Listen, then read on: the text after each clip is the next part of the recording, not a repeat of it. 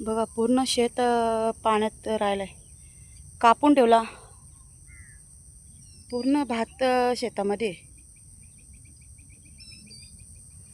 आणि या शेतातला आम्ही सगळा इकडं वाळलं आहे. एवढं वाळला इकडं वाळत टाकलं एवढं. आता तो पण निस्सा दमटलं आहे. 2 दिवस ऊन पडला तर लगेच पाणी पडतं, संध्याकाळी लगे पाऊस, सकाळी ऊन.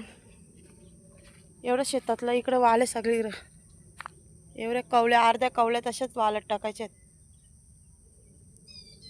बाकी सगळं इकडे लावले, थोडं थोडं पातळ पातळ करून टाकले.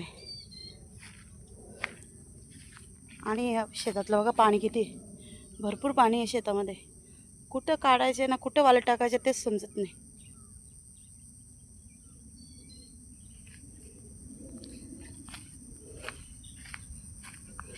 आता आम्ही वाळत टाकलेले आज 5-6 दिवस जास्त झाले, 6 दिवस झाले असतील.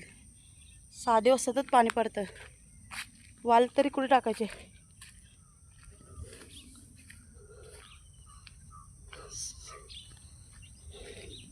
एवढंच चिखलात न वाहायचं नाही, इकडं वाळत टाकायचे.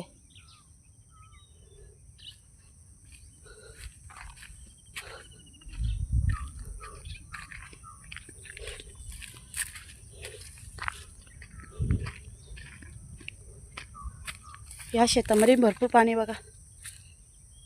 हा पूर्ण कसं पडलेला, वाकरा टिकरा पडलेला. मग आम्ही हा पहिला काढून घेतला.